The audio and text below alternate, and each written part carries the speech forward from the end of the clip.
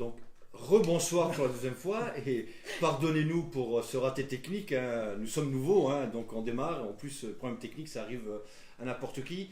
Donc, bienvenue pour ce troisième Facebook Live. On recommence la première question qui nous a été posée et nous allons faire une réponse à trois. N'est-ce pas, Guillaume? Oui, la question c'est Clara qui nous demande: les décisions européennes sont trop opaques. Pouvez-vous citer des réalisations concrètes obtenues par des députés du Parlement européen? C'est vrai que très souvent on ne sait pas assez ce qui se passe au Parlement et dans les institutions européennes, alors que des décisions absolument majeures, parfois même supérieures aux décisions nationales, sont prises. Donc l'idée c'est que Isabelle, Édouard et moi-même, on va vous donner un exemple. Un exemple, peut-être même deux, pour ce qui me concerne. D'abord, la garantie pour la jeunesse. Et c'est une mesure dans le budget de l'Union européenne qui permet de lutter contre le chômage des jeunes en offrant à tous les jeunes au chômage soit un stage, soit une formation, soit un emploi. Une deuxième quand même, parce que celle-là elle est assez symbolique, c'est le rapport sur la protection des lanceurs d'alerte, puisque alors que la Commission et le Conseil ne voulaient pas en entendre parler, eh bien grâce au rapport d'initiative du Parlement, nous avons maintenant et nous sommes en train de débattre de la protection des lanceurs d'alerte et nous aurons une directive pour les défendre.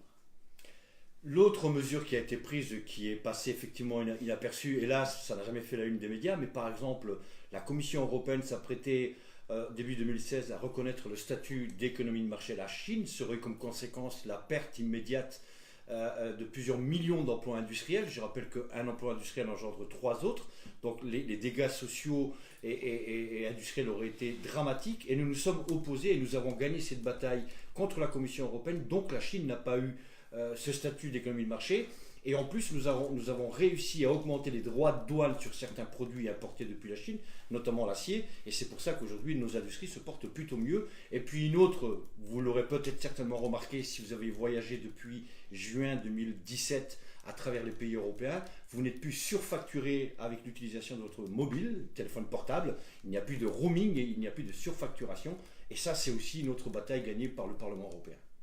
Alors, puisque on en fait deux, j'en fais deux.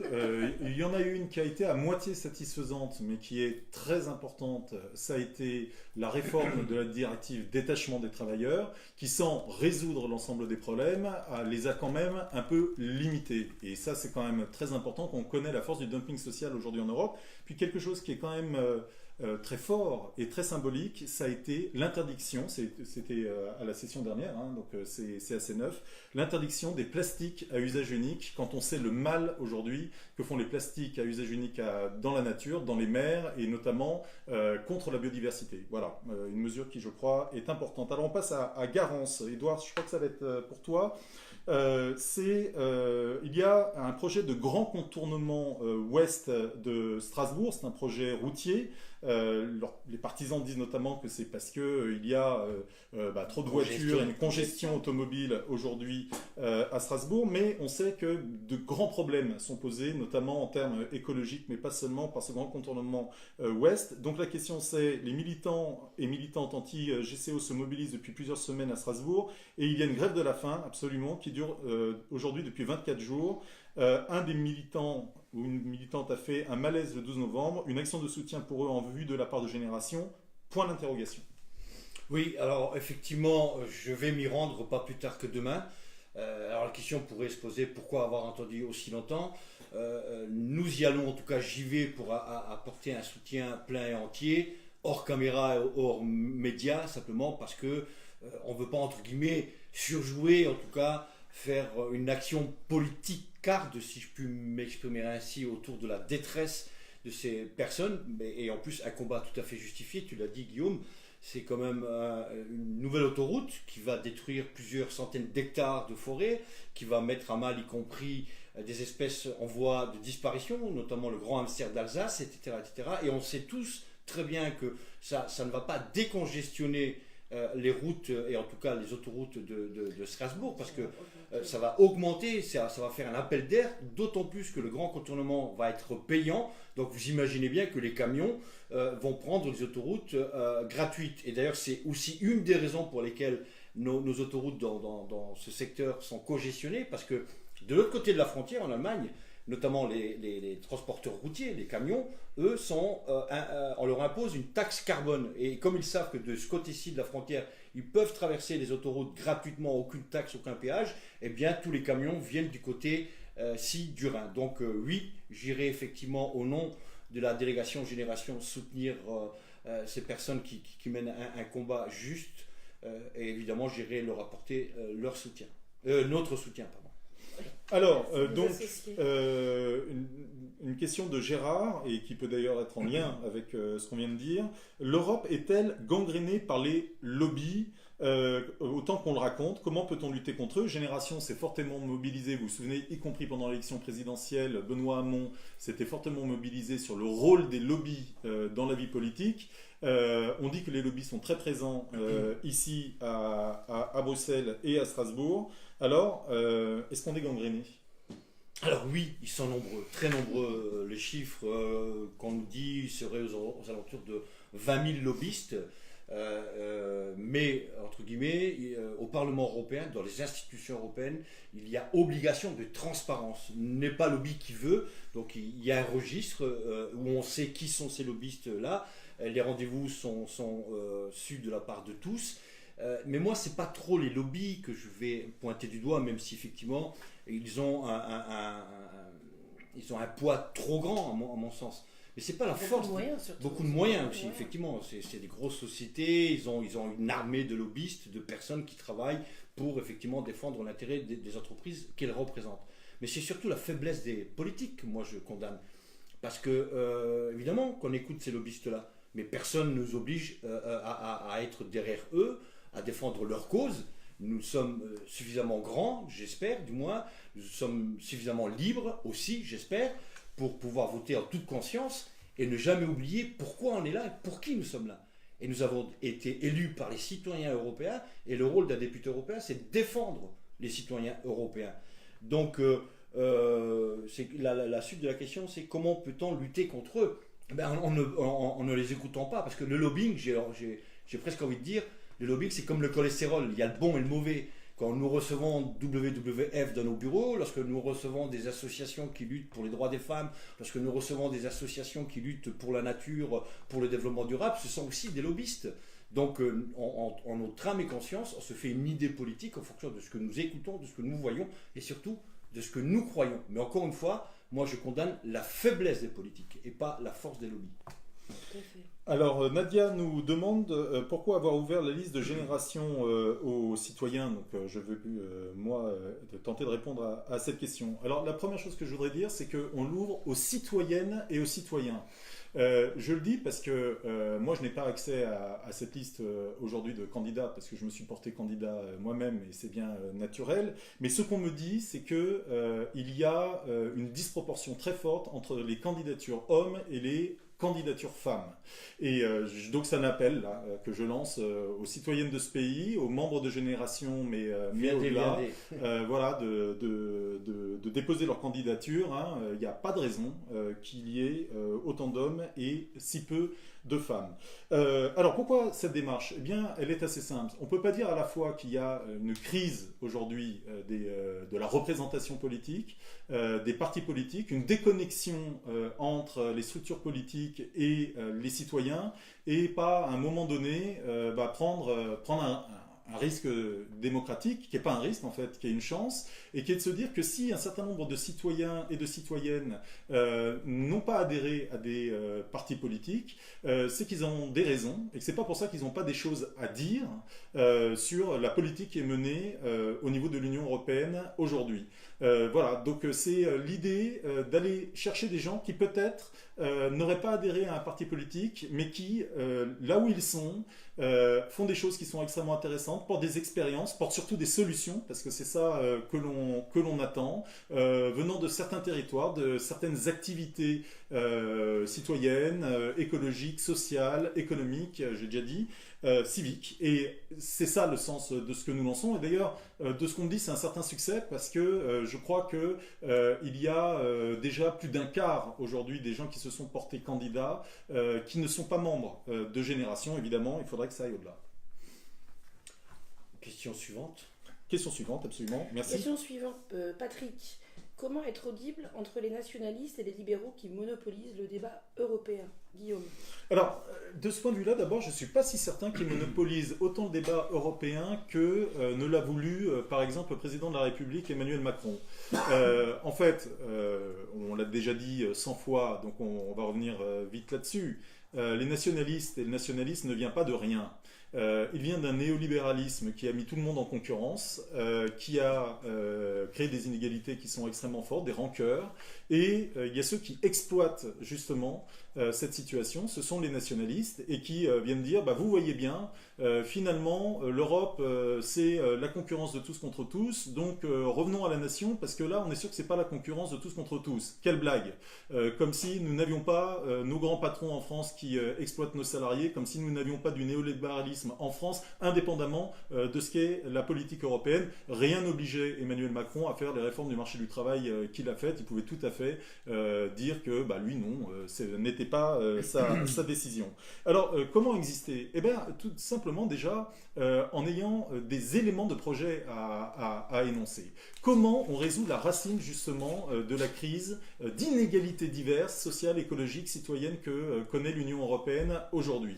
Et je crois qu'il faut affirmer hautement un certain nombre de solutions. C'est qu'il faut mettre fin aujourd'hui à ce néolibéralisme échevelé. Comment? D'abord en limitant le libre-échange, ou en tout cas en donnant des règles qui sont des règles sociales et écologiques au commerce international. C'est ce que tu as dit tout à l'heure quand tu parlais du statut d'économie de marché de la Chine. Ensuite, en ayant une véritable action budgétaire, on en parlera tout à l'heure sans doute avec des questions qui ont été posées à Isabelle, mais bien au-delà, comment on crée un véritable plan d'investissement vert qui fait une nouvelle donne aujourd'hui écologique et sociale sur le territoire et qui accompagne les transitions nécessaires vers le nouveau modèle sans casser j'allais dire, le social, et au contraire, en donnant des opportunités d'égalité et de justice sociale supplémentaires. C'est aussi, évidemment, en s'attachant que démocratiquement, il y ait des évolutions qui soient des évolutions fortes, et on en proposera, oui, il faut remettre en cause les traités, et il faudra les changer, mais on ne peut pas attendre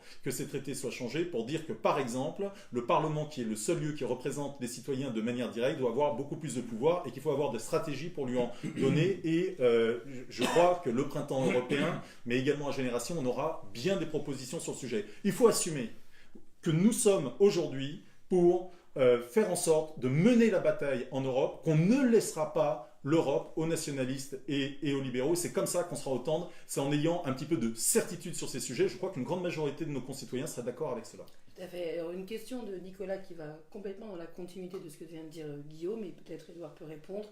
Nicolas dit, pensez-vous que l'on puisse changer l'Europe? Pourquoi ne pas envisager la sortie de l'Union européenne? Alors oui, on peut changer l'Europe, mais pas nous tout seuls. L'Europe, on la changera avec vous. Et l'opportunité nous est donnée l'année prochaine, le 26 mai 2019, pour voter, pour aller voter. Et la question qui est posée tous les 5 ans au moment des élections européennes, c'est justement une question qui est posée à l'ensemble de la société civile, en tout cas tous ceux qui sont en âge de voter, c'est dites-nous à travers votre bulletin de vote l'Europe que vous voulez. Et hélas, malheureusement, peut-être qu'il y a des raisons aussi qu'on peut comprendre, mais en France notamment, on bat des records d'abstention. Mais ceux qui ne vont pas voter, bien se plient à ce que nous imposent ceux qui vont voter. Et donc si on veut changer l'Europe, si vous critiquez l'Europe comme nous, si on veut une Europe plus démocratique, plus de justice sociale, plus de justice environnementale, une meilleure transition écologique, une meilleure échange juste avec le reste du monde, eh bien c'est à travers un bulletin de vote. Nous avons une arme entre nos mains qui est d'une efficacité extraordinaire. Elle ne fait pas de victimes, elle ne fait pas couler de sang. Ça s'appelle le bulletin de vote. Donc il faut effectivement aller voter. Et pourrions-nous envisager la sortie de l'Union européenne? On peut effectivement, et nous faisons partie de ceux qui critiquons cette Europe-là. Mais si la question, et d'ailleurs c'est le piège dans lequel veut nous amener le président de la République, c'est où on accepte cette Europe-là, où nous sommes des nationalistes et nous sommes contre l'Europe. Nous ne sommes aucun des trois sur ce schéma-là. Génération n'est pas sur ce schéma-là. Nous disons une autre Europe est possible. Et nous voulons et nous croyons en l'Europe. Pourquoi? Regardons l'histoire commune. Et il n'y a pas un seul pays qui a été, il n'y a pas si longtemps que ça, sous une dictature qui, en adhérant à l'Union européenne, a quand même assis sa base politique sur des règles démocratiques sur le droit des citoyens, le droit à l'indépendance de la justice, l'accès à la culture, l'accès aux soins, même s'il est discutable. Et que voyons-nous lorsque des nationalistes arrivent au pouvoir? Regardez ce qui se passe en Pologne, regardez ce qui se passe en Hongrie. Quelles sont les premières victimes de ces gouvernements nationalistes qui, eux, prétendent que s'ils sont mal, c'est la faute à l'Europe? Eh bien, regardez ce qu'ils font. D'abord, ils s'attaquent à la liberté de la presse.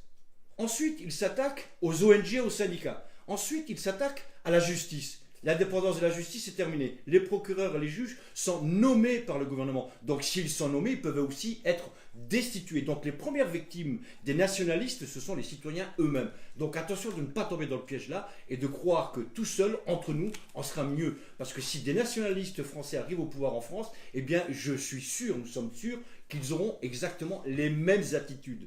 Donc, la liberté, l'indépendance de la justice, la liberté de la presse, la liberté de pouvoir voyager, de pouvoir s'organiser en association ou en syndicat, tout ça, ça sera remis en cause comme ça l'est en Hongrie et donc aussi en Pologne. Donc la solution, elle est européenne. Mais pour ça, il faut qu'il y ait une société civile forte qui se mobilise. C'est ce qu'on essaie de faire. C'est ce que tu disais tout à l'heure, Guillaume, avec l'appel à candidature de la société civile, parce que nous savons, nous, que nous n'avons pas, nous, à nous seuls, la solution miracle pour changer cette Europe. Elle ne se fera qu'avec vous. Donc voilà. Et pas seulement avant les élections, mais dans la Et mobilisation. tout au cours du mandat. Dans la mobilisation des citoyens, et qui est pour nous très importante. C'est sur la mobilisation des citoyens qu'on peut s'appuyer pour justement faire le bras de fer avec les néolibéraux, avec les gouvernements, avec ceux qui essayent de bloquer. Alors ça tombe bien, Isabelle, parce que justement, là, il y a eu une mobilisation citoyenne et ça a donné des résultats très importants. Anaïs nous pose la question de savoir quelle est la position de Génération vis-à-vis de la pêche électrique. Oui, alors c'est un débat qui justement a mobilisé les citoyens, et la position de Génération est non seulement limpide, mais en plus offensive, c'est-à-dire que nous avions voté un amendement d'interdiction de la pêche électrique en commission de la pêche, où je siège. Il n'avait pas été majoritaire parce que la droite avait voté contre cet amendement. Nous l'avions donc redéposé en plénière, avec d'ailleurs les Verts et la GUE et le SED. Et en plénière, nous avions gagné grâce à la mobilisation de ces groupes de la gauche et de la mobilisation des citoyens. Donc nous avons gagné en plénière largement cet amendement. Cependant, dans les traités, ensuite, il faut aller en trilogue, c'est-à-dire discuter la position du Parlement avec la position du Conseil, et c'est ce qu'on appelle la codécision. Dans les mêmes termes, on doit se mettre d'accord dans les mêmes termes pour que de cette négociation naisse la loi, le droit, bref, le règlement qui va s'appliquer à l'ensemble des pays européens.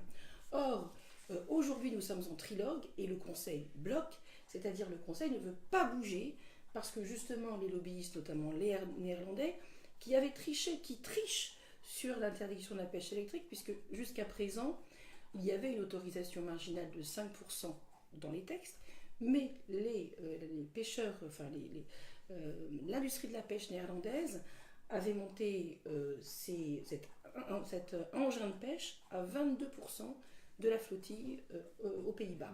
Donc complètement en infraction par rapport à la règle européenne. Et donc ils font un lobbying intense au sein du Conseil. Il y a donc une bataille qui se joue, mais comme je l'ai dit à l'administration française, qui commençait à mollir un peu, j'ai dit de toute façon, si quand le texte va revenir en plénière, parce que le texte va revenir en plénière, quand le texte va revenir en plénière, il est peu probable qu'après un vote comme celui que nous avons eu sur la pêche électrique, nous acceptions, le Parlement accepte, enfin en tout cas on fera tout pour que le Parlement refuse la pêche électrique qui est destructrice pour les juvéniles, parce qu'évidemment mettre une décharge électrique dans les poissons... C'est quoi les juvéniles? Les juvéniles, c'est les petits poissons, les jeunes. Les juvéniles, les enfants et les ados poissons, voilà. Les bébés poissons. Pas seulement, jusqu'aux ados. D'accord, jusqu'avant l'âge de la procréation. Et donc, quand on veut pêcher un poisson adulte, on est obligé de mettre une décharge. Si on met cette décharge, évidemment, les plus petits poissons et surtout l'écosystème entier souffre de ces répercussions. Donc c'est vraiment un élément important, et la mobilisation des citoyens nous a bien aidés sur cette question. Et Isabelle Thomas nous a bien aidé sur cette question. Je veux dire qu'elle a joué un rôle absolument majeur Ah ouais. sur le fait qu'il y ait une grande partie des députés de gauche qui au départ n'étaient pas forcément prêts à voter pour ce texte, qu'ils le fassent. Et je crois que, je le dis tel que je pense, sans elle, il n'y aurait pas eu de majorité au Parlement européen contre la pêche électrique. Alors, il y a des questions qui arrivent, parce qu'il y en a qui sont arrivées avant, il y en a qui arrivent en ce moment, donc je vais essayer de panacher. Voilà, donc je m'autorise là à répondre à une question, peut-être toi, Édouard, à celle-ci après, parce que c'est une question importante. Jusqu'à quelle date peut-on candidater pour les européennes? Alors, pour l'instant, pour le processus que Génération a lancé. Alors là aussi, on a fait un petit peu dans l'originalité. Pour l'instant, nous n'avons pas souhaité mettre de date de clôture. Parce que la connaissance d'un processus politique tel qu'il est, eh bien, tel que celui-ci, je veux dire, les gens ne sont pas au courant, là, demain matin, qu'un mouvement qui est passionnant, mais qui est encore un peu jeune, comme Génération, a lancé ce processus. Donc, on veut laisser prospérer un petit peu ce processus, mais il est évident qu'on avertira très à l'avance quand on pensera qu'il faudra mettre un terme au processus pour passer à un travail définitif de constitution de listes et de débats au sein du mouvement, à savoir quand même qu'il vaut mieux quand même candidater au plus vite. Je veux dire, c'est quand même beaucoup mieux que d'attendre. Voilà pour cette question. Peut-être, Édouard, sur la question de Brice. Brice qui nous pose la question suivante. Les salariés d'Orpea se mettent en grève partout en Europe. Et si on rédigeait un texte de soutien du printemps européen pour soutenir ce bourgeonnement du syndicalisme transnational? Oui, évidemment que c'est la moindre des choses, le minimum qu'on puisse faire. Je rappelle quand même que le syndicalisme transnational existe déjà à travers la Confédération européenne des syndicats, à travers les fédérations européennes par secteur d'activité. Mais effectivement, le syndicalisme européen a aussi besoin du soutien des élus que nous sommes. Et d'ailleurs, c'est ce que nous faisons. Le combat de Guillaume là, qu'il a mené en commission emploi affaires sociales sur la directive des travailleurs détachés, ça s'inscrit pleinement là-dedans. Le combat qu'il mène actuellement aussi sur les harmonisations, ou en tout cas les coordinations des systèmes de sécurité sociale, ça va effectivement dans le même sens. Et en réalité, in fine, qu'est-ce que l'on cherche? Parce que c'est ça aujourd'hui une des faiblesses sociales de l'Europe, qui n'existe pas d'ailleurs. Ça n'est pas une compétence, hélas, européenne. C'est de monter les travailleurs des pays européens les uns contre les autres. C'est toujours tirer le droit vers le bas. Les droits sociaux, le coût du travail, la protection sociale, etc. Et chacun y va de sa réforme du travail, que ce soit en France, en Espagne, en Allemagne, en Italie, en Grande-Bretagne, etc., etc. Et une fois qu'on aura fait le tour des 28 réformes des pays pour être plus compétitif que son voisin, qu'est-ce qu'on fait? On refait un deuxième tour, on chope le pompon, hop, on a gagné un tour gratuit et on recommence. Donc il faut mettre un terme à cela. Donc oui, évidemment que ce texte de soutien, il n'y aura aucune raison qu'on ne le fasse pas, mais ça ne suffit pas. C'est l'action au quotidien dans cet hémicycle qui fera aussi le levier pour aider l'action syndicale, mais c'est aussi la mobilisation de la société civile. C'est ce qu'on dit, je dirais même c'est même quasiment sur la base de la création de Génération. C'est dire, nous avons besoin de vous. Nous voulons que nous nous fédérions pour contrer justement cet ultralibéralisme qui met non seulement la planète en danger, mais qui met y compris nos modèles sociaux en danger. Alors, Isabelle, Mehdi nous pose la question suivante. Aujourd'hui, Salvini a annoncé qu'il ne changerait pas le budget italien. A-t-il raison de le faire? Qu'en pensez-vous? Juste un commentaire avant. On cherche souvent, la presse cherche souvent à dire, parce que nous contestons l'austérité, ah, vous êtes comme Salvini finalement. Ouais. Alors, qu'est-ce qu'on peut répondre à ça? C'est exactement, Guillaume, ce que tu disais tout à l'heure sur les néolibéraux et opposer les néolibéraux aux nationalistes. Et là, on est dans le vif du sujet. Le plus grand fautif dans cette histoire, les plus grands fautifs dans cette histoire, c'est d'abord la Commission et les gouvernements qui nous ont imposé depuis maintenant des décennies des politiques d'austérité, qui sont d'ailleurs pas seulement des politiques d'austérité vis-à-vis des États membres, mais y compris vis-à-vis du budget de l'Union européenne, et des politiques d'austérité qui ont mis en situation extrêmement difficile les pays, et notamment les pays qui avaient, vous savez, cette fameuse dette souveraine dont l'Italie fait partie. Et évidemment, les grandes victimes, ce furent d'abord les Grecs, les Espagnols, les Irlandais, les Portugais et les Italiens. Et donc, évidemment, Salvini a beau jeu aujourd'hui, vis-à-vis de ses électeurs, de dire, écoutez, nous, on refuse les plans d'austérité de la Commission. En cela, on ne peut pas les contredire. Nous aussi, nous refusons le plan d'austérité de la Commission. En revanche, ce qu'ils proposent à leurs concitoyens dans le budget qu'ils proposent à leurs concitoyens, il y a aussi des choses très contestables, notamment un plan fiscal qui est un plan fiscal en faveur des plus riches, des plus fortunés. C'est un budget à la Trump. C'est un budget à la Trump. Alors évidemment, ou même à la Macron par certains aspects, excusez-moi de le dire, mais bon. Mais donc, en tout cas, à la fois, ils ont raison de s'y opposer parce qu'il faut mettre un terme au budget d'austérité, mais à la fois, il y a beaucoup d'hypocrisie dans tout ça parce qu'eux-mêmes font tout pour se retrouver en situation difficile avec des politiques fiscales telles qu'ils les proposent. Donc à la fois, à la fois, nous ne pouvons que partager pas le bras de fer, mais en tout cas la position anti-austérité, mais à la fois, il ne faudrait pas que Salvini sorte vainqueur de cette bataille, et de ce point de vue, la Commission est complètement ridicule, parce qu'elle a lancé un bras de fer avec l'Italie, dont elle n'a même pas vu qu'elle serait de toute façon perdante. Si elle canne sur le budget du gouvernement italien, elle apparaîtra comme nulle, faible et finalement ayant cédé à l'Italie alors qu'elle n'a jamais cédé à la Grèce qui était dans une situation beaucoup plus forte sur le plan démocratique puisqu'il y a eu un référendum en Grèce qui a refusé le mémorandum de la Troïka, et si elle ne cède pas, eh bien à la fin elle ne fera que renforcer les nationalistes italiens, donc c'est du perdant-perdant pour la Commission. Merci la Commission. Alors, 2 questions rapides. Combien de candidatures avez-vous reçues et quel pourcentage de femmes? Sur quels critères seront choisis les candidats de génération? Alors, je le répète, étant candidat à la candidature, je ne participe pas à la commission électorale qui est composée d'un tiers du conseil des membres, d'un tiers de gens du pôle Europe, eux-mêmes non candidats, et un tiers de membres du collectif national.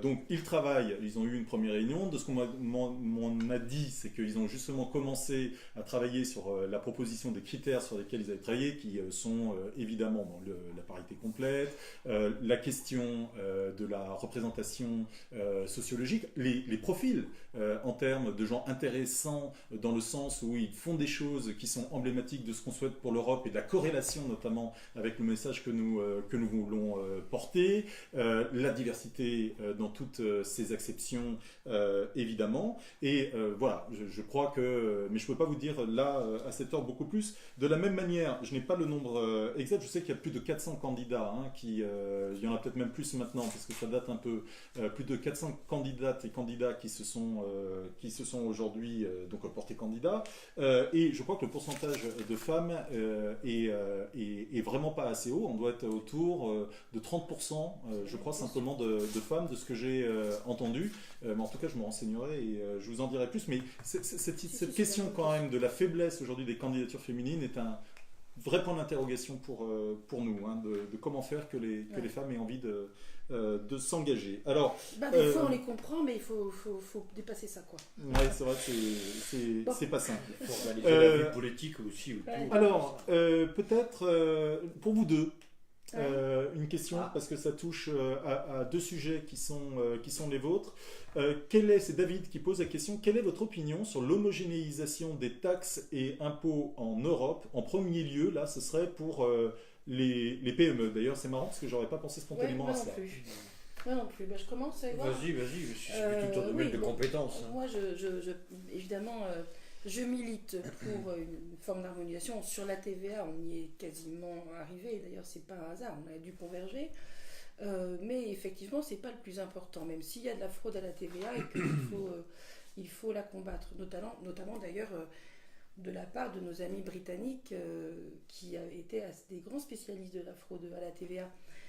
Mais évidemment, le plus important, c'est de combattre la fraude fiscale, notamment l'évasion fiscale, et notamment l'évasion fiscale de la plus grande évasion fiscale, le plus grand hold-up du siècle, qui est l'évasion fiscale des multinationales, puisque ce sont elles qui, de par leur cabinet de conseil et de par leur force de frappe et le fait qu'elles soient installées partout en Europe, profitent de la différence, notamment de l'impôt sur les bénéfices, impôt sur les sociétés, peu importe le nom, pour faire de l'évasion fiscale de facto.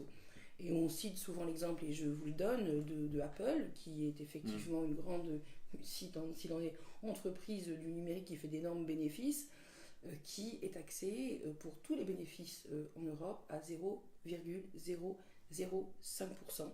Donc, alors que le minimum normalement de la taxation des entreprises en Europe, c'est 10%. Donc là, on a un énorme problème parce que nous échappe à peu près 400 milliards par an, ne serait-ce que par le fait que l'assiette et les taux sur les entreprises ne soient pas harmonisés. Alors, on a voté au Parlement, on revient à la première question d'ailleurs sur les choses concrètes, nous, on a voté au Parlement justement que l'assiette pour les entreprises de plus de 120... Alors, c'est pas les PME, hein, parce que c'est pas elles, je dis tout de suite, qui sont les fraudeurs de l'histoire. Les fraudeurs, mais c'est elles qui sont taxées. Et c'est elles qui sont taxées. C'est-à-dire, elles, les PME, elles payent leurs impôts. C'est ça. La plupart du temps. Alors que les multinationales ne les payent pas. Et d'ailleurs, j'insiste pour dire, ce ne sont pas seulement les entreprises du numérique, contrairement à ce que raconte Macron. Ouais. Parce que ce soit Starbucks Café, que personnellement je boycotte, ou que ce soit McDonald's, ou que ce soit... même Total, ce sont les entreprises qui, justement, par leur force de frappe, par leur puissance, parviennent à éviter l'impôt qu'elles doivent payer alors qu'elles bénéficient des infrastructures, de la formation des jeunes, etc. etc. Et donc elles bénéficient finalement de tous les services publics, de toutes les infrastructures de l'Union européenne.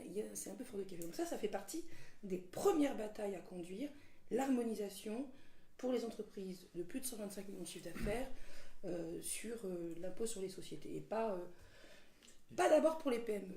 Édouard, avant que tu dises un mot, parce qu'il y a un lien, il y a une question de Lucas pour toi sur Édouard Martin. Tu as fait en effet un soutien à Ascoval qui était très fort. C'est en lien. Hein. Quelle est la situation et qu'est-ce que les politiques peuvent faire pour changer ça? Excuse-moi, c'était juste pour que tu puisses répondre aux deux. Oui, très bien. Alors, pour corroborer ce que dit Isabelle, simplement, le Parlement européen, nous avons fait le job, entre guillemets. Ça ne suffit pas. Aujourd'hui, la balle est dans le camp du Conseil. Et on voit l'hypocrisie aussi des États. Et il faut, c'est aussi une des raisons, ce que tu disais Guillaume, même si effectivement on ne peut pas attendre que ça, mais il faudra changer les traités et sortir de la règle de l'unanimité. Parce que sur les taxes, il faut effectivement une unanimité. Il suffit qu'un pays s'y oppose pour mettre à mal tout ce projet. Et regardez ceux qui ont écouté les déclarations d'Angela Merkel hier, et elle a changé 3 fois d'avis. C'est-à-dire qu'au départ, il y avait effectivement une position assez commune entre la France et l'Allemagne en disant effectivement il faut qu'on mette cette taxe au niveau européen, il faut arrêter le tourisme fiscal de ces multinationales. Et elle a subitement changé d'avis. Pourquoi? Sous la pression, nous pensons, des États-Unis qui la mettent en garde en disant attention, si vous voulez continuer à vendre vos voitures chez nous, attention à ce que vous allez faire, parce que quoi? Les GAFAM, c'est quoi? C'est quasiment toutes des entreprises américaines. Donc voilà, ça je voulais aussi le rajouter. Sur la situation d'Ascoval, évidemment que je la soutiens parce que il fut un temps pas si lointain, je suis passé par là. Et je réitère avec force, et pas uniquement parce que je suis en colère, mais parce qu'il n'y a pas d'autre solution. S'il n'y a pas d'intervention d'État pour une nationalisation provisoire, je crains fortement qu'il n'y ait pas d'avenir pour cette industrie. Et pourtant, c'est une industrie hyper performante, hyper moderne. Il y a eu quasiment 200 millions d'euros d'injectés. Ils font des aciers de très haut niveau technique. Et donc la question de savoir, c'est où va aller s'approvisionner maintenant Vallourec. Est-ce qu'il va aller s'approvisionner au Brésil ou ailleurs? Et si ce produit-là revient, que fait-on? Et puis, deuxièmement, moi je suis désolé de le dire aussi brutalement, j'ai un doute sur le repreneur potentiel Altifort. Altifort, c'est une entreprise qui vient de débarquer, qui n'a jamais été présente dans le secteur de l'acier, et qui vient en disant ok, moi je veux bien racheter, mais il faut me donner plein de millions. Faut me donner plein de millions, avec un projet industriel qui est boiteux, si je peux m'exprimer ainsi, et on ne sait pas quel va être, in fine, le débouché de ces produits-là. Et donc l'État devrait intervenir et dire on va nationaliser ce site-là, parce que c'est une entreprise qui nous est indispensable de par son savoir-faire et la compétence des salariés, le temps nécessaire, 6 mois, 1 an, 2 ans, de trouver un projet alternatif qui vaille, qui tienne la route, qui soit solide, qui conforte et l'entreprise et les emplois, voire même embaucher. Et ensuite, une fois qu'on aura pérennisé de manière durable l'avenir de cette industrie et de sa production et donc de son personnel, après, on vend à quelqu'un qui vient avec un projet. Voilà, ils ont 1 mois, je crois que c'est début décembre, pour trancher. Moi, je suis désolé, j'ai un doute très fort sur le plan qui est proposé par Altifor. Mais hélas, pour l'instant, il n'y en a pas d'autre. D'où l'intérêt pour l'État de nationaliser de manière provisoire. Et parce qu'on a le même sujet avec Alcoa en Espagne, une multinationale américaine qui produit de l'aluminium, qui ferme pour aller produire en Arabie Saoudite. Une production qui va revenir en Europe. Que va-t-on faire avec cette production? Et de deux, le gouvernement espagnol, vous comprenez, nous ne sommes pas un régime communiste, donc on ne va pas nationaliser. Mais il ne s'agit pas d'être un régime communiste. Il y a plein de pays qui ont nationalisé leur industrie, ou totalement ou partiellement. L'Allemagne, on se pose souvent la question, mais c'est quoi le secret du succès industriel de l'Allemagne? Eh bien, la prise de participation publique. Ils prennent des minorités de blocage pour éviter justement ce drame. Nous, depuis 40 ans en France, la seule politique industrielle qu'on nous a imposée, c'est de dire il faut privatiser. Et on sait très bien qu'un actionnaire, son seul intérêt, c'est de défendre les bénéfices qu'il va reverser en dividende à ses actionnaires. Il n'a que faire, lui, de l'avenir du territoire, de l'intérêt de la France, de l'intérêt général, tout simplement. Et ça, c'est le rôle de l'État. Et là, l'État, M. Macron et M. Bruno Le Maire, vous êtes en train de faillir à votre mission première, qui est de défendre l'intérêt industriel de la France et les emplois qui vont avec. Bravo.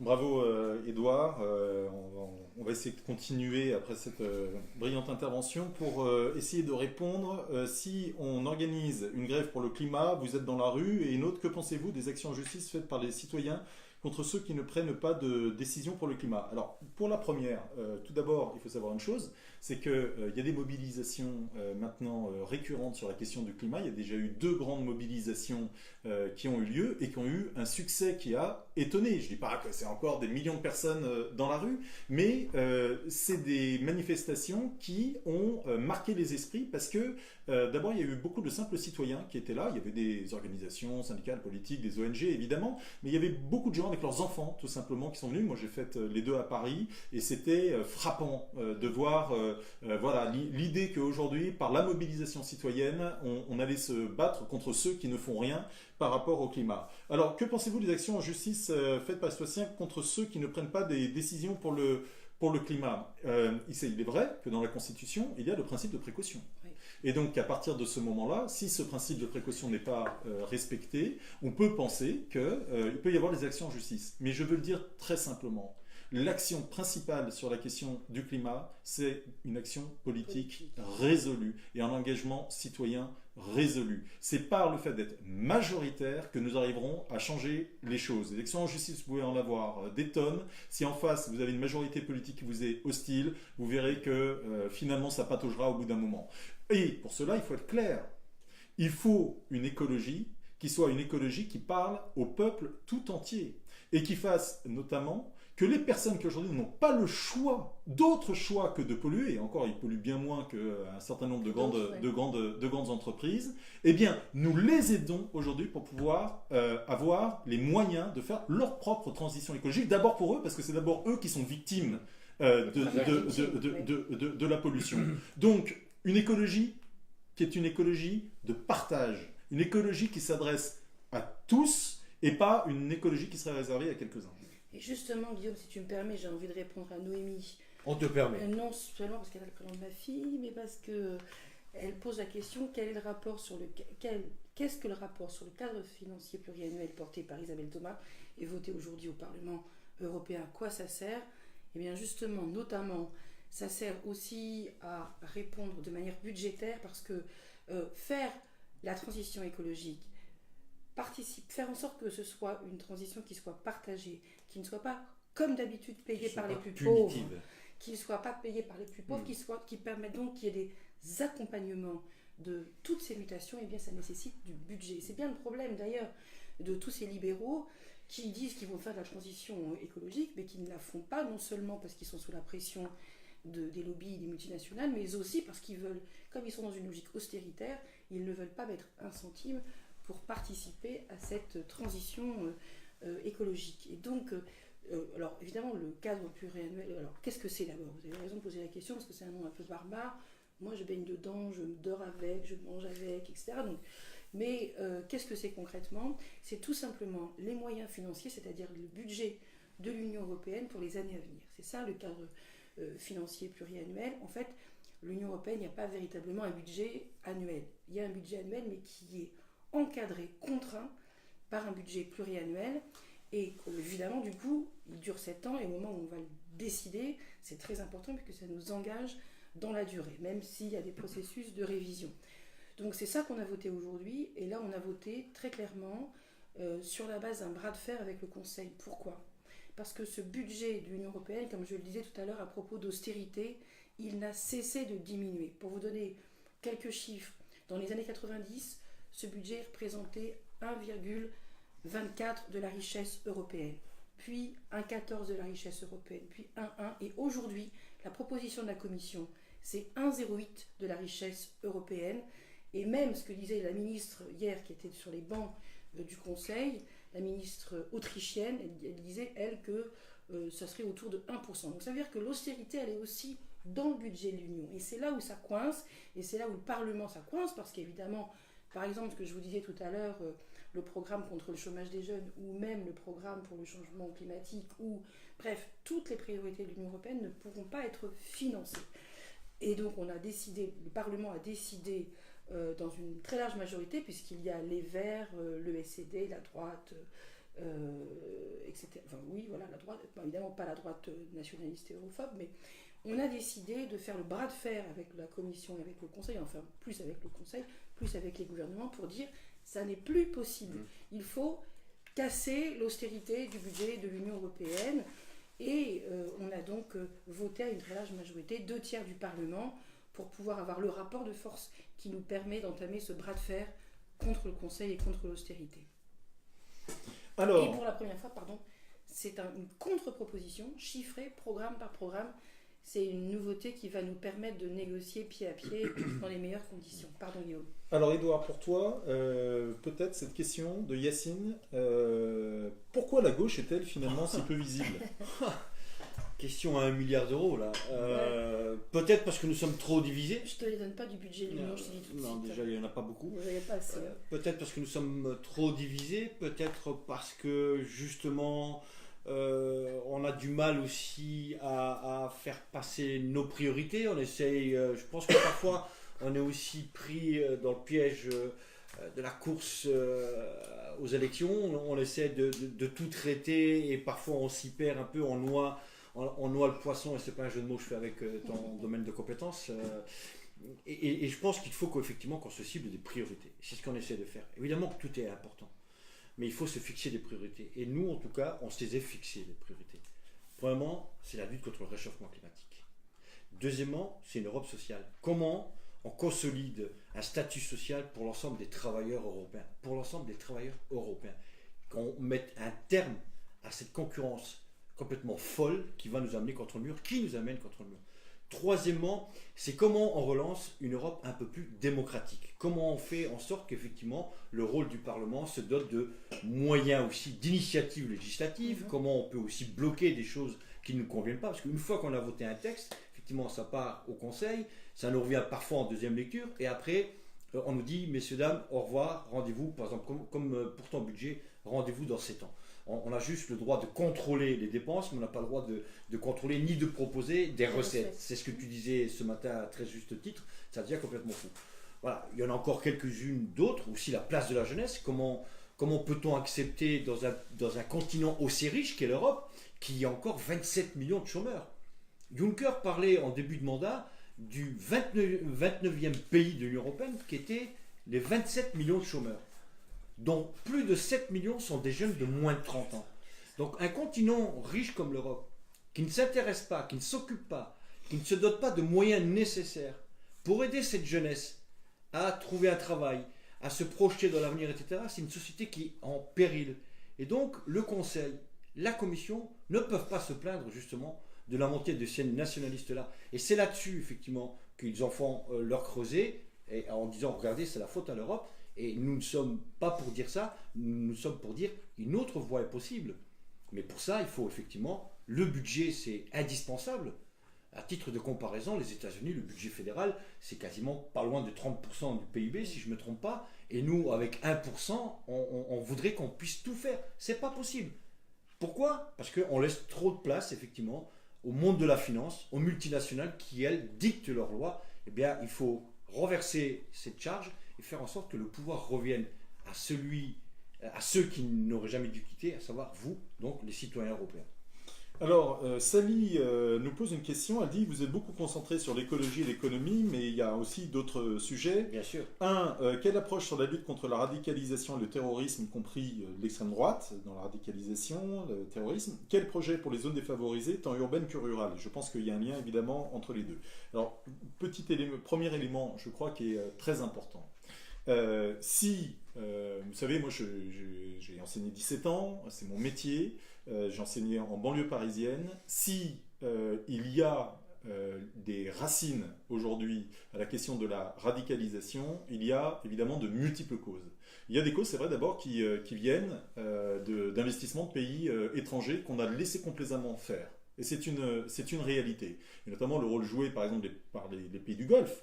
Dans les banlieues françaises, on a mis un mouchoir là-dessus tout en criant après à la radicalisation parce que quand même c'était des gens riches, donc il fallait ça. Et ça, je crois que c'était vraiment quelque chose Et on alors, vend des armes. Donc ce que je veux dire, c'est qu'il faut arrêter l'hypocrisie de ce point de vue-là. Quand on vend des armes à des pays qui en fait financent des fondations religieuses qui instillent la radicalisation, il faudrait déjà que nos propres États soient cohérents. Ça, c'est le premier élément. Le deuxième élément, c'est que, et là ça nous regarde tous, là, je veux dire, qui voulons changer la société, il y a une concurrence idéologique. C'est aussi qu'il faut que nous soyons en capacité de fournir des projets qui soient plus enthousiasmants que ces radicalisations mortifères. Et de ce point de vue, dire de manière optimiste, oui, nous croyons fondamentalement en l'être humain. Nous sommes profondément humanistes parce que nous pensons qu'il peut reprendre le pouvoir sur le cours de sa vie. D'abord en assumant l'égalité fondamentale entre les êtres humains. Ensuite, en disant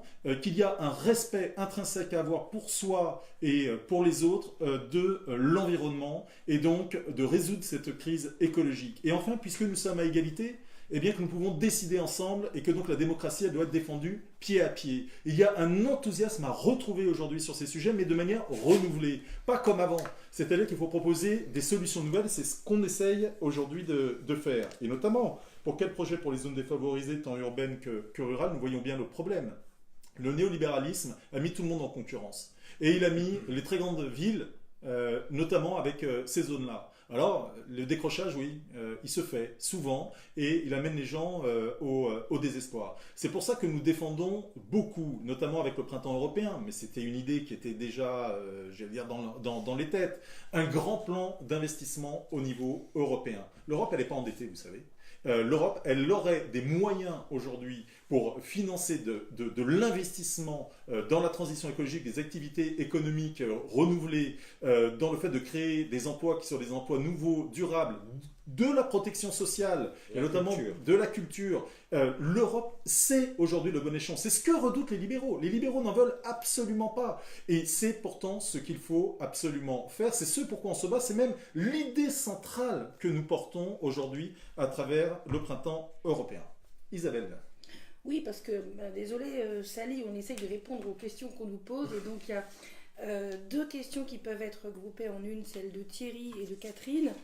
Thierry qui dit, est-ce que le futur programme envisagera de remettre en cause les normes budgétaires imposées au pays, notamment les 3% de déficit et 60% de dette? Et Catherine qui dit, comment ferez-vous pour modifier les traités qui imposent le libéralisme, sachant qu'il faut l'unanimité pour le faire? Donc effectivement, c'est une vraie question, puisque la question est de savoir comment la démocratie peut jouer à plein dans les institutions qui sont quand même corsetées. Alors, plusieurs éléments de réponse. D'abord, une réponse claire. Bien sûr, il faut changer les traités pour y instiller plus de démocratie. Et notamment, le premier texte qu'il faudra changer, c'est le fameux pacte de stabilité, qui est, comme j'en ai parlé tout à l'heure, le fer de lance de l'austérité qui impose ces fameuses règles d'austérité budgétaire sur les 3% de déficit et sur les 60% de dette. Bon, ça, c'est évidemment une priorité.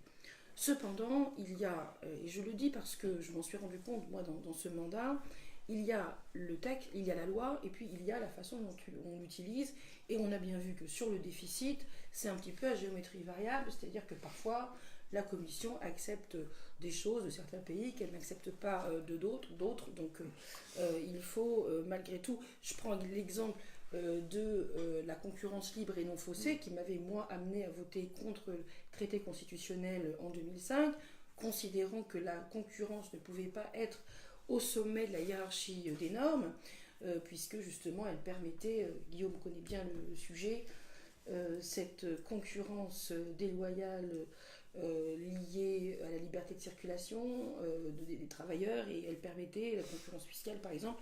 Donc c'était un problème intrinsèque au traité.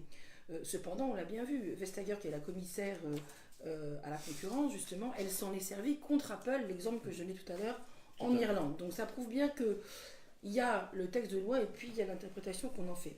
Cependant, je le dis et je le redis, oui, parce que j'ai entendu tout et n'importe quoi, oui, à Génération et au Printemps européen, nous sommes pour changer les traités et, comme je l'ai dit en priorité, le pacte de stabilité. Après, il y a aussi, il faut le dire, dans les textes, des choses qu'on pourrait utiliser, que le Parlement pourrait utiliser et qu'il n'utilise pas. Et je le dis parce que... Vas-y Isabelle, dis-le. Non, mais c'est que ça m'énerve.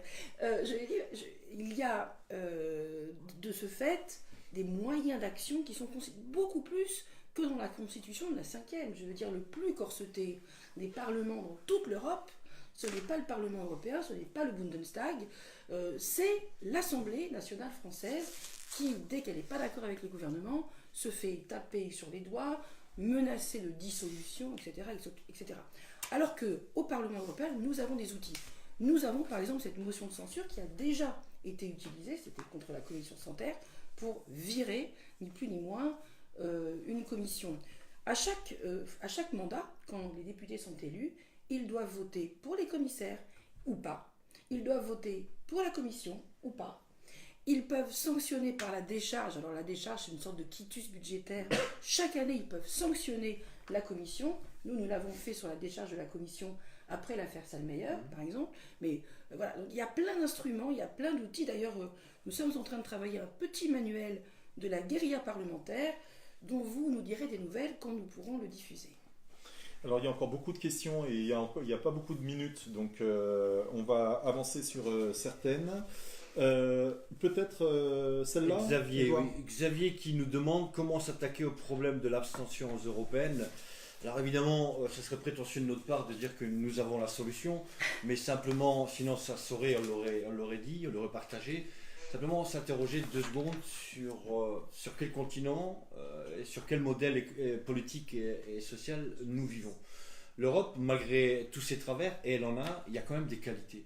On a un socle minimum, c'est un territoire des droits de l'homme, des droits à la liberté d'expression, la liberté de circuler, je l'ai dit tout à l'heure, la liberté de la presse, la protection des minorités, et personne n'est à l'abri d'être un jour dans une minorité, parce elle peut prendre plusieurs visages. Mais ce que je veux dire simplement, c'est que ce que nous souhaitons, et l'appel que nous faisons, c'est ne soyez pas spectateurs de votre vie. Soyez donc des acteurs. Et pour être un acteur, c'est aller mettre un bulletin de vote dans l'urne. C'est comme ça que vous participerez. Le premier pas à l'action qui est la vôtre, pour changer tout ça, c'est d'aller voter. Sinon, vous allez être des spectateurs. Et moi, je vais si vous permettez 30 secondes, ceux qui me connaissent vont dire « Ah, il y a encore avec ces histoires-là ». Mais ça me rappelle ma jeunesse, quand j'avais 16-17 ans, que j'habitais dans mon quartier, que je tenais les murs, où rien ne trouvait grâce à mes yeux, que fait la police, que font les associations, que fait le maire, etc. Et puis un jour, des éducateurs spécialisés de rue dans mon quartier, avec des copains, ils sont venus nous voir en disant « Mais vous êtes tout le temps en train de critiquer tout ce qui ne va pas, etc. Mais regardez, vous êtes des spectateurs de votre propre vie. » Mais cette phrase-là, ça fait tilt dans ma tête. Et c'est de là qu'est venu mon engagement associatif, sportif, syndical, aujourd'hui politique. Et donc, être acteur, c'est d'aller voter. Parce que sinon, ce sont les autres qui vont vous imposer un modèle que vous ne voulez peut-être pas. Donc voilà, c'est humblement ce message que je souhaite porter, c'est de dire, soyez donc des acteurs et non pas des spectateurs. Alors, quel avis, Gilbert, je vais tenter de répondre à la question, quel avis sur les gilets jaunes, l'écologie punitive pour les plus démunis, la récupération politique? Alors là-dessus, nous avons une position qui est extrêmement claire. Qu'il y ait aujourd'hui une révolte contre la duperie écologique du gouvernement, parce qu'elle n'a rien d'écologique, est absolument normale. Ils ont évité toute taxe pour les sociétés pétrolières ou pour les sociétés qui aujourd'hui polluent. Ils ont enlevé les impôts pour les plus riches et les plus favorisés. L'huile de palme. Ils acceptent l'huile de palme. Absolument. Et en même temps, qui ils vont aller taxer aujourd'hui? Eh bien, ce sont ceux qui ont besoin de leur bagnole parce qu'ils ne peuvent pas faire autrement et parfois qu'ils ne peuvent pas la changer tout simplement parce qu'ils n'ont pas l'argent pour le faire et qu'ils habitent dans des endroits où ils sont obligés de l'utiliser. Ils ont enlevé les services publics qui permettaient de se déplacer différemment puisque les petites lignes, notamment par exemple de chemin de fer, sont en train de fermer. Les services de cars sont de moins en moins performants. On sait que les cars Macron risquent plutôt un échec et voilà, on en est là. Et ces gens-là vont aller après expliquer aux classes moyennes et aux classes populaires que c'est eux les responsables et qu'ils doivent payer. Ça, c'est absolument inadmissible, notamment quand on sait que l'argent récolté ira dans sa très grande majorité à toute autre chose que l'écologie, mais en fait au budget général de l'État. Et donc, de ce point de vue-là, on comprend absolument la colère. Mais la colère, elle doit aussi ne pas être instrumentalisée par ceux qui veulent non pas faire les poches financièrement, mais les poches électoralement de cela.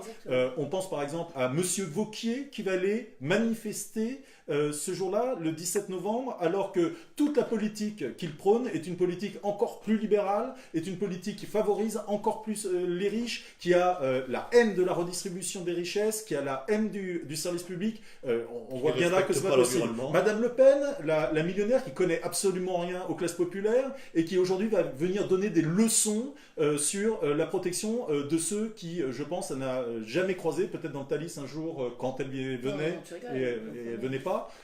Donc je ne vois pas aujourd'hui comment ces gens-là peuvent s'interpréter comme étant, j'allais dire, les porteurs de solutions. Or, ce mouvement-là des Gilets jaunes, on le voit de ce point de vue-là, est très pluriel et on voit bien qu'il y a ces forces qui essayent aujourd'hui cette récupération. Donc nous, ce que nous voulons, c'est être porteurs de vraies solutions. C'est pas simplement instrumentaliser la râlerie pour avoir des bulletins de vote, mais c'est au contraire dire, c'est ce qu'on essaie de faire depuis tout à l'heure, qu'il y a un projet à apporter. Et d'ailleurs, moi j'aurais terminé là, puis après on fera une question chacun pour chacun d'entre vous, et puis on finira. Pour répondre là tout de suite à une autre question, vous êtes l'alternative, c'est gentil Romuald, la plus cohérente pro-européenne, mais stratégiquement l'alliance avec ELV semble évidente. Avez-vous fait une croix dessus? N'est-ce plus envisageable? Et à quoi sert l'Europe si c'est pour se livrer une concurrence aussi féroce? Je mets les deux en même temps parce que je trouve ça drôle. Nous avons toujours été ouverts à l'alliance avec ELV. Toujours. Nous avons toujours proposé cela. Moi, je me le rappelle puisque j'ai dit dans un journal que nous étions absolument ouverts à faire liste commune. Mais le problème, c'est que l'appareil politique de LV a choisi de fermer la porte. Et n'arrête pas d'expliquer que non, pas du tout, on ne veut pas. Parce qu'eux aussi, d'une certaine manière, ils veulent ainsi faire les poches électorales des citoyens, effrayés notamment par la catastrophe écologique, en pensant que ça va leur profiter à élever mécaniquement. Moi, je les appelle à cesser ces petits calculs de petits boutiquiers. On sera beaucoup plus forts ensemble, c'est vrai, et on prendra nos responsabilités au cas où ils ne répondent pas à notre appel, parce que je peux vous dire que des écologistes qui vont nous rejoindre et qui vont nous aider, il n'y en a pas qu'à élever, il y en a plein dans ce pays, et aujourd'hui, on discute avec beaucoup d'entre eux. Tu ne penses pas aussi, Guillaume, si je peux abonder dans ton sens, que certains sont déjà à la tête en 2022? C'est possible, moi tu sais. Ils ont sauté une élection. La question, parce qu'il y en a tellement sur la table, laquelle moi je prends celle-ci, tiens, allez, hop. Et tu Bah, finis, vas-y. Edouard? Oui, il faut me donner une question. Moi. Il y en a un. Donc, moi je prends celle-ci, alors on va encore me reprocher de faire de l'économie. Gilbert, que fait la Banque européenne et à quoi sert-elle pour une Europe sociale? C'est une excellente question que j'ai choisie. Parce que, effectivement, normalement, à l'origine, je dirais, la Banque centrale européenne, elle avait pour mission, et c'était d'ailleurs un des problèmes de cette banque centrale, qui était simplement de contrôler l'inflation. C'est-à-dire faire en sorte, ça c'était une demande typiquement allemande, traumatisée d'ailleurs par l'inflation de l'avant-Seconde Guerre mondiale, enfin de la crise avant la Seconde Guerre mondiale. Et donc l'obsession des Allemands qui avaient imposé ça à la BCE, à la Banque Centrale Européenne, c'était la mission de la Banque Centrale Européenne, c'est de contrôler l'inflation. Or, aujourd'hui, c'est plus tellement le problème. On a même eu des périodes de déflation. Et donc, la question, effectivement, c'est à quoi peut servir cette banque centrale? Or, on sait aujourd'hui qu'elle peut servir à plein de choses, notamment, alors bon, c'est un terme un peu plus rare, le quantitative easing, mais elle peut produire de la monnaie pour faire tout autre chose. Et d'ailleurs, dans le programme du printemps européen, parmi les éléments de financement, je ne dis pas que c'est le seul, la question de la fiscalité, j'en ai parlé tout à l'heure, évidemment pèsera de tout son poids, mais un des aspects, une des possibilités, un des outils de financement, c'est justement produire de la monnaie pour financer des projets, pour financer le changement climatique, la transition écologique, parce que là, nous allons avoir besoin, si l'on veut justement que ce ne soit pas des paroles en l'air, nous aurons besoin d'un investissement massif. Et ce que propose le printemps européen, c'est 500 milliards de financement pour la transition écologique. Très bien, merci Isabelle. Dernière question, donc, j'ai eu l'honneur d'ouvrir ce débat et je vais avoir l'honneur de le clore. C'est une question de Ludo qui nous demande comment faire pour apporter son aide au mouvement. Ah, très bonne question. Mon cher Ludo, et puis tous ceux qui nous écoutent, même ceux qui ne nous écoutent pas, mais on compte sur vous pour faire en sorte que ça se sache. Ça diffuse. C'est de venir nous rejoindre. Et de venir nous rejoindre, pas forcément à travers une cotisation, une adhésion. Alors si c'est ça, c'est bien aussi quand même. C'est bien aussi. On se calme là. Mais évidemment que c'est bien. Mais je veux dire, on n'en fait pas un impératif. Ce qu'il faut, c'est être un de plus à défendre ces idées-là, un de plus à aller rejoindre des collectifs qui voient le jour un peu partout à travers le territoire national et qui, pourquoi pas, demain à travers le territoire européen, être beaucoup plus à défendre cette vision de l'Europe. Il y a un comité à Varsovie. Évidemment, tout ça, ça existe. Donc voilà, on compte sur vous. Vous voyez, nous sommes trois députés, mais organisés. Nous avons, même si parfois on a des problèmes techniques, vous l'avez remarqué en commençant ce Facebook Live, et d'ailleurs on ne vous en voudra pas, à notre chère équipe qui se donne un mal de chien pour que ça soit une véritable réussite et pas uniquement le Facebook Live, l'ensemble de nos positionnements politiques, parce que sans eux, sans nos équipes, sans elles, donc nous ne serions pas grand-chose. Donc voilà, venez nous rejoindre, Génération, vous allez voir, c'est le top, c'est canon. Et je l'ai déjà dit, mais je le répète, il y a la place pour tout le monde. On ne fait pas d'ostracisme. En tout cas, nous tenons, Guillaume, Isabelle et moi-même, à vous remercier d'avoir été encore une fois aussi nombreux à nous écouter. Je vous souhaite une bonne fin de soirée et puis rendez-vous au mois de décembre. C'est la session de décembre. La session de décembre. C'est vers le 11 décembre, je crois. Et moi, je 12 décembre. Et moi, je vous donne un dernier rendez-vous. Ah oui, le 6 décembre, on fera un grand meeting à Paris au Cirque d'hiver qui sera l'entrée en campagne en fait de Génération par ses propositions pour les élections européennes. Et vraiment, venez au maximum, venez nombreux. Je pense que ça va être vraiment très bien. Merci beaucoup. Merci. Bonne soirée.